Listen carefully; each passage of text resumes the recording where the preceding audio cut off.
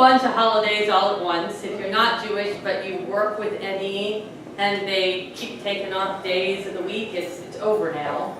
That's the entire cycle of fall holidays has been completed.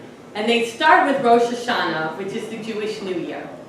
And there is a ram's horn that is played on Rosh Hashanah, and it's called a shofar, and it makes some different sounds, and you are going to be my shofar tonight for this story.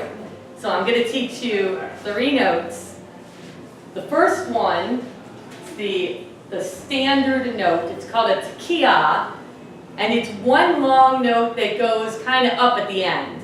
And every shofar, because it's a natural instrument made from an actual animal, has a different voice, so you don't have to worry about like getting it exact. But it's kind of like this, kind of like a kind of thing. So I'm going to try that. In synagogue, they call the note and then it's blown. So tekiah. Oh man, you guys are good. All right, this one's a little trickier. It's 3 notes. It's shvarim, and the 3 notes are just short, so it's kind of like an kind of thing. So shvarim. All right. The last one is so hard that I actually count on my fingers when I'm doing it because it's 9 short notes. It's supposed to sound like if you've been sobbing, the way your breath would come against your rib cage. So it's a trua, and it's like an So trua, tekiah. All right, we're good. We're going. This is happening. This is partially an original story, and it's based on a story by the Baal Shem Tov, who was considered to be the founder of Hasidic Judaism. So we're back in Eastern Europe in about the 1800s, I'd say. You have to imagine that heaven is a real place. Like a palace with rooms and courtyards. There's a pantry full of food, all your favorite foods. And there are pillows as big as beds and bathtubs as big as swimming pools.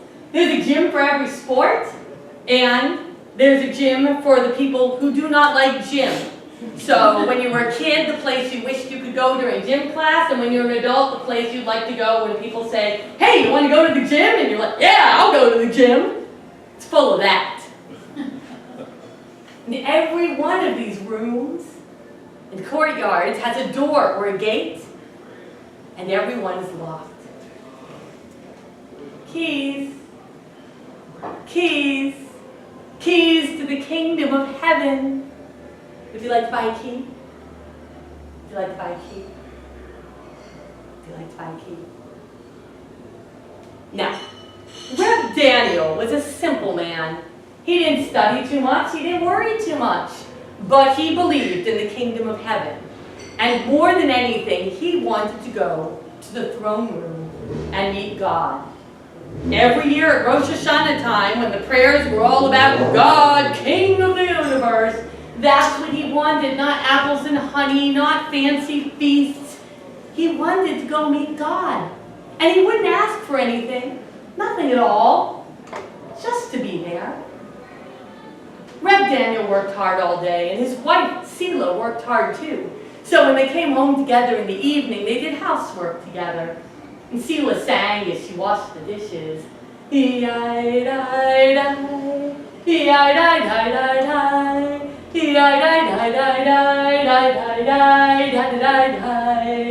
Reb Daniel swept that whole place clean, and then he played instruments. He could play any instrument. A flute, a piano, a harp, a violin. Neighbors would drop by and they'd bring instruments for him to try or play with him. Once the rabbi dropped by. That was a great honor. I like how you play, Reb Daniel.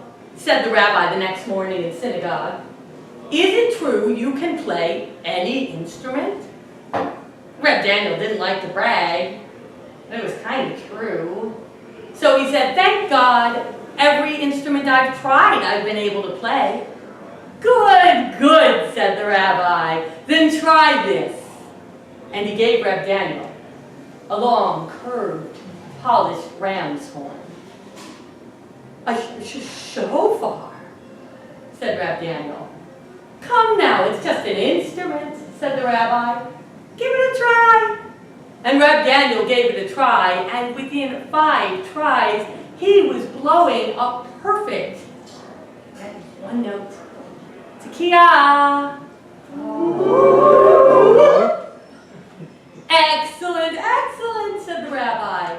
"Tati Fine, our shofar blower, is away with his family this year, so you will blow on Rosh Hashanah in the synagogue." In the synagogue. On Rosh Hashanah? Blow the shofar? Oh. Reb Daniel had never practiced anything like he practiced that shofar. You see, it's not just an instrument. It says that the shofar carries the prayers of the whole congregation, even the silent prayers of their hearts, right up to heaven.